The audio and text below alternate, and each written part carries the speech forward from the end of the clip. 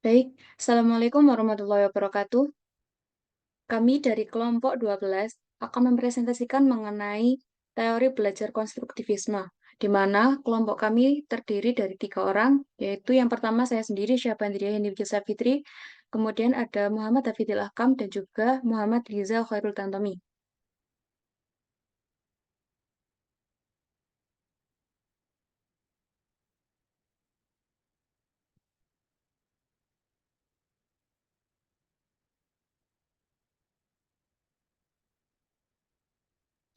Terdapat dua pandangan konstruktivistik, yaitu konstruktivistik kognitif yang dicetuskan oleh Jean Piaget dan konstruktivistik sosial dari Lev Vygotsky. Perbedaan kedua teori tersebut terletak pada penekanan pada proses konstruksi dan peran agen pemenuhannya. Vygotsky menempatkan konteks sosiokultural sebagai pembentuk struktur kognitif dan bahasa seseorang. Piaget menekankan tahapan perkembangan kognitif sebagai syarat bagi pemerolehan pengetahuan dan keterampilan dalam berpikir. Konstruktivisme adalah teori belajar yang mengusung pembangunan kompetensi, pengetahuan, atau keterampilan secara mandiri oleh peserta didik yang difasilitasi oleh peserta pendidik melalui berbagai rancangan pembelajaran dan tindakan yang diperlukan untuk menghasilkan perubahan yang dibutuhkan oleh peserta didik.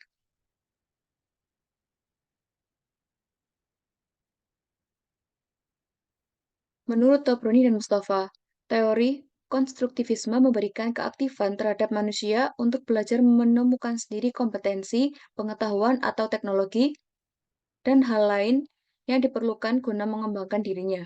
Artinya, belajar dalam pandangan konstruktivisme betul-betul menjadi usaha aktif individu dalam mengonstruksi makna tentang sesuatu yang dipelajari.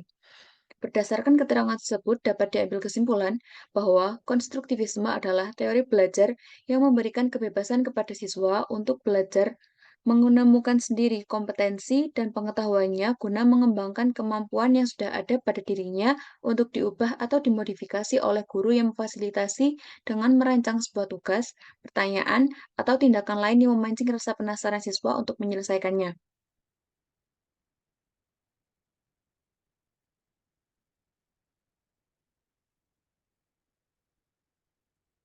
Proses mengonstruksi sendiri, sebagaimana dijelaskan oleh Jean Piaget, adalah sebagai berikut. Yang pertama itu skemata, yaitu sekumpulan konsep yang digunakan untuk berinteraksi dengan lingkungan. Kemudian, asimilasi, yaitu proses di mana seseorang menginterpretasikan dan mengintegrasikan persepsi. Dilanjutkan dengan akomodasi, yaitu proses seseorang tidak dapat mengasimilasikan pengalaman yang baru dengan skemata yang dimilikinya. Yang terakhir yaitu keseimbangan, di mana terjadinya proses ekuilibrasi dan diskulibrasi.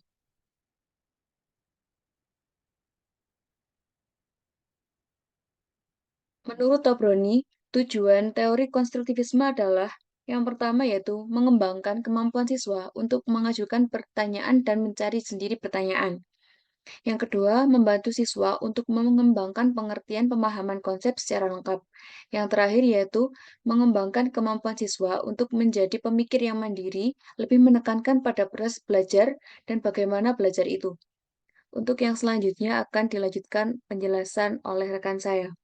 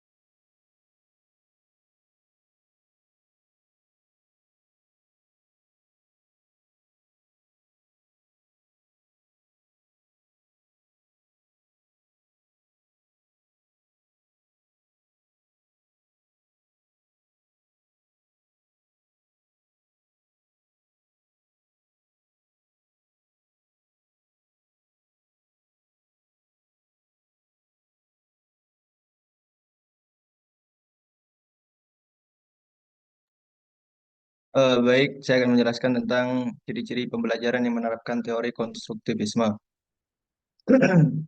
Ada ciri-cirinya yaitu sebagai berikut. Pertama, memberi kesempatan kepada murid membina pengetahuan baru melalui penglibatan dalam dunia sebenar-benarnya. Yang kedua yaitu menggalakkan ide atau gagasan yang dimulai oleh murid dan menggunakannya sebagai panduan merancang pengajaran. Yang berikutnya yaitu menyokong pembelajaran secara kooperatif, menampilkan sikap dan pembawaan murid dengan menampilkan bagaimana murid belajar sesuatu ide tersebut. Yang berikutnya yaitu menggalakkan dan menerima daya usaha murid. Yang berikutnya yaitu menggalakkan murid bertanya dan berdialog dengan murid dan guru atau diskusi. Yang yang berikutnya yaitu juga menganggap pembelajaran sebagai suatu proses yang sama penting dengan hasil pembelajaran. Yang berikutnya yang terakhir menggalangkan proses inquiry murid melalui kajian dan eksperimen.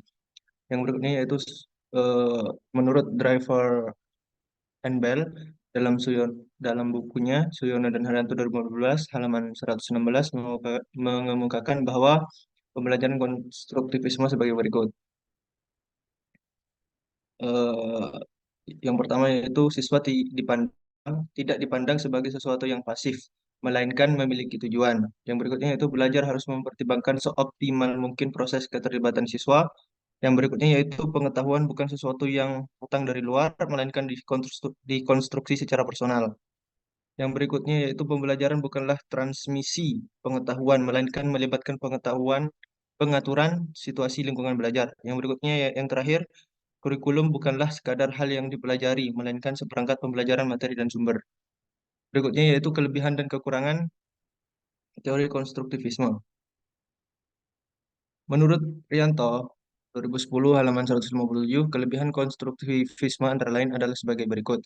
Memotivasi peserta didik bahwa belajar adalah tanggung jawab peserta didik itu sendiri guna mendapatkan ilmu, pengetahuan, dan wawasan baru. Yang berikutnya yaitu mengembangkan potensi kemampuan peserta didik untuk mengajukan pertanyaan dan mencari jawabannya sendiri. Yang berikutnya yaitu membantu peserta didik untuk mengembangkan potensi mengenai pengertian atau pemahaman konsep secara menyeluruh dan lengkap. Selanjutnya yaitu terkait eh, kelemahan. Menurut Rianto juga dalam bukunya, kelemahan dari pendekatan konstruktivisme adalah sebagai berikut. Yang pertama, sukar mengalihkan pendekatan kuno yang sudah diajarkan dengan kurun waktu lama oleh pendidik. Dengan begitu, pendidik yang menggunakan pendekatan konstruktivisme dituntut untuk lebih kreatif dalam perannya sebagai peserta didik. Sebagai pendidik, berikutnya yaitu pemilihan media dalam pembelajaran. Yang berikutnya yaitu pendidik, peserta didik, dan orang tua peserta pasti mengutamakan penyesuaian pembelajaran dengan metode terbaru. Dengan begitu, simpulan yang didapat bahwa pelatihan mengarahkan pada konsep konstruktivisme dengan menitik beratkan keaktifan peserta peserta didik untuk merefleksi pengetahuan mereka sendiri.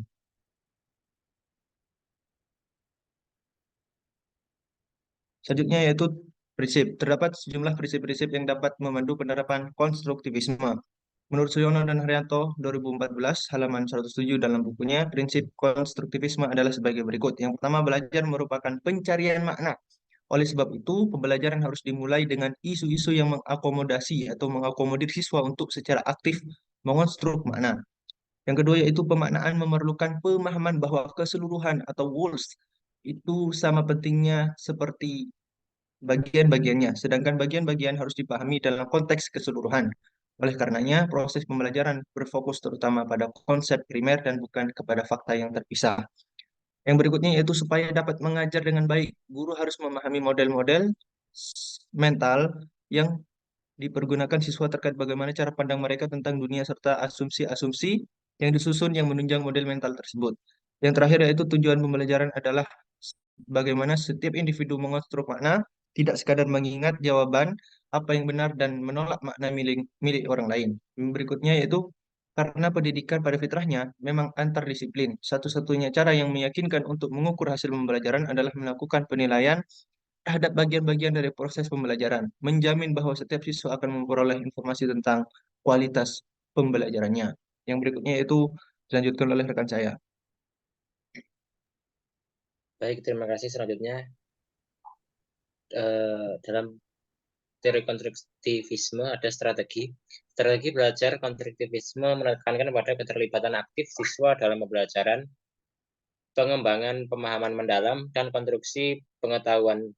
Berikut adalah beberapa strategi belajar konstruktivisme dapat diterapkan dalam konteks pendidikan. Yang satu, pembelajaran berbasis proyek. Yang kedua, diskusi kelompok. Yang ketiga, pemahaman berbasis masalah. Yang keempat, simulasi dan permainan peran. Yang kelima, penugasan berbicara konteks. Yang keenam, pertanyaan terbuka. Yang ketujuh, portofolio dan penilaian formatif. Yang kedelapan atau terakhir, kolaborasi dan proyek bersama. Untuk selanjutnya yaitu model-model.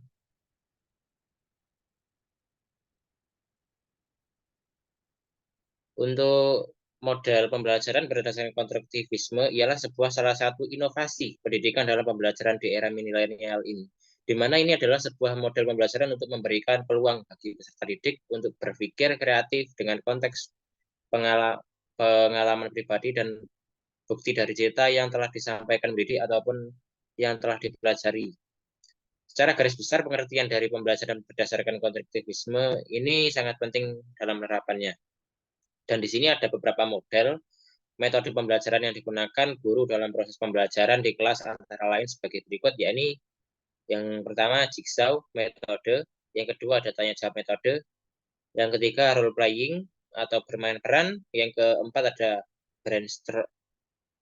brainstorming atau curah gagasan ide atau metode juga, yang kelima metode deduktif, yang keenam metode induktif, yang ketujuh aktif debat atau debat aktif, yang ke-8 small group discussion atau small group discussion atau diskusi dari kelompok yang kecil. Kemudian yang terakhir ada critical incident, pembelajaran insiden. Mungkin itu saja. Selanjutnya saya serahkan kembali ke rekan saya yang paling pertama.